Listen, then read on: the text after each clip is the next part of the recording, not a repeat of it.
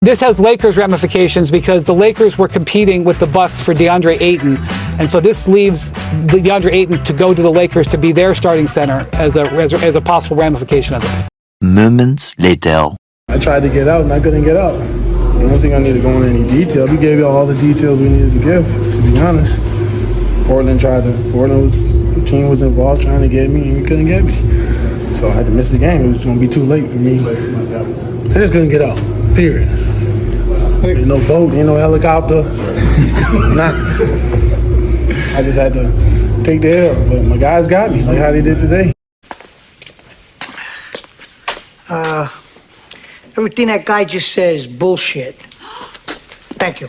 Welcome to LA, Deandre Ayton. Pressure for success will be at an all-time high. Get your popcorn ready. This is Sports Guy talking that you guys are watching and listening to. I am Dustin Tran, your host, as I am here today to talk about how the Deandre Ayton signing screams desperation for the Lakers. Deandre Ayton will now be tasked with fixing the center position for the Lakers. With Deandre Ayton on the Lakers, it now raises potential questions about the Lakers defense moving forward. Before I say anything else though, I want to present you guys with the topic question. So here it is. Is the Deandre Ayton signing a good move for the Lakers? No, it's not. It's a horrible idea. Deandre Ayton does not play any defense whatsoever. The Los Angeles Lakers already have several liabilities on the defensive end of the floor. Luka Doncic, he's a traffic cone on the defensive end of the floor. LeBron James, he's at the age of 40, so it's not really reasonable to expect LeBron James to play elite defense on the defensive end of the floor. You also look at how Deandre Ayton, he's a traffic cone on the defensive end of the floor. Same thing for Austin Reaves, he's a traffic cone as well. And Hachimura, he tries to play defense, but he's a little undersized. When you look at what the Los Angeles Lakers have constructed roster-wise,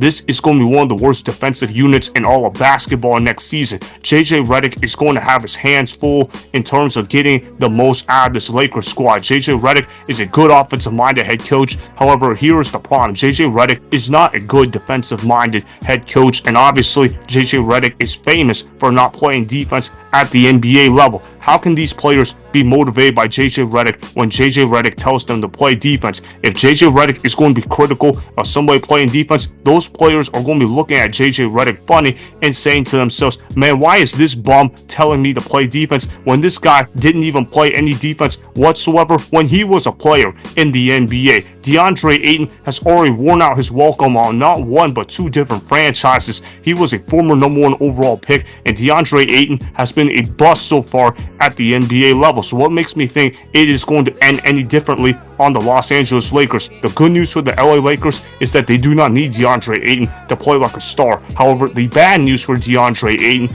is that they're going to need him to play really good defense, and Deandre Ayton just does not care to play good defense whatsoever. Do I expect JJ Redick to get the most out of Deandre Ayton on the defensive end of the floor? Hell no, that's not going to happen whatsoever. JJ Redick doesn't know shit about defense. Therefore, I see Deandre Ayton being a liability on the defensive end of the floor. I also want to show you guys this clip of Stephen A. Smith making a prediction about Deandre Ayton's NBA career back when he entered the 2018 NBA draft. I had a good laugh watching this video at the time. Obviously, Deandre Ayton has not lived up to expectations of being a former first overall pick. Stephen A. Smith predicted Deandre Ayton to be the best player in that draft class, which is absolutely laughable. I want you guys to take a look at this just so you guys can have a good laugh at it. Roll the film.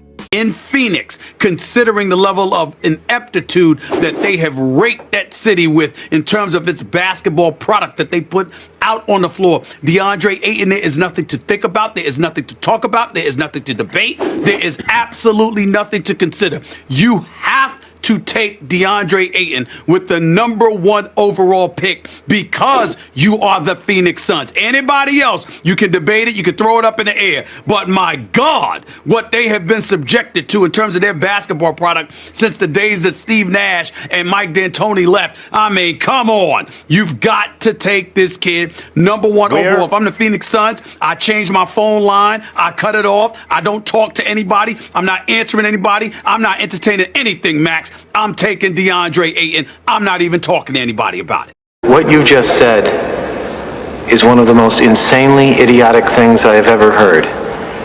At no point in your rambling, incoherent response were you even close to anything that could be considered a rational thought. Everyone in this room is now dumber for having listened to it. I award you no points, and may God have mercy on your soul.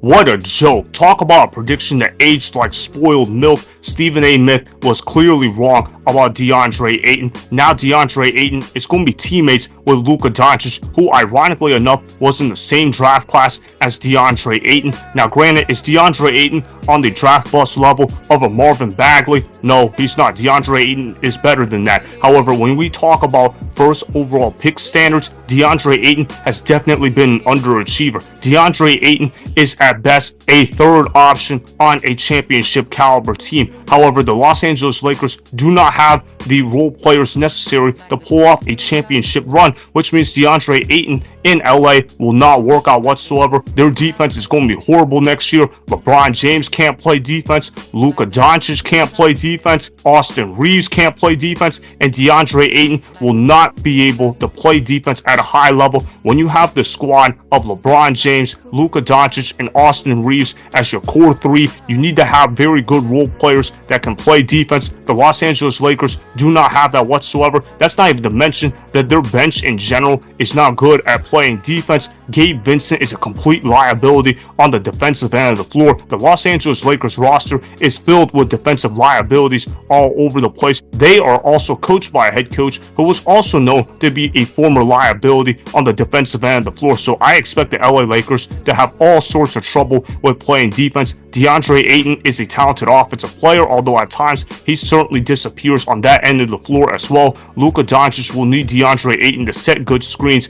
and be able to be a lob threat on offense. Can DeAndre Ayton do that part? I do believe DeAndre Ayton can do that part at a high level. That is the one thing DeAndre Ayton is actually pretty great at. He's able to dunk the basketball effectively. The problem with DeAndre Ayton is his game is not consistent whatsoever, and the pressure of performing in LA is going to be at an all-time high. I also expect the Lakers to get worse compared to this past season. I don't really expect the Lakers to become legit contenders in 2026. Luka Doncic is a great player, but man, the roster around Luka Doncic is severely flawed. Ultimately, though, the DeAndre Ayton experiment will end in failure. DeAndre Ayton will end up leaving on bad terms with the Lakers. So that is why the DeAndre Ayton signing is not a good move for the Lakers, as their defense will be very bad compared to other teams in the NBA next season. By the way, guys, happy 4th of July. Enjoy the great country that we live in. I know you guys are going to be doing some cookout, some barbecue.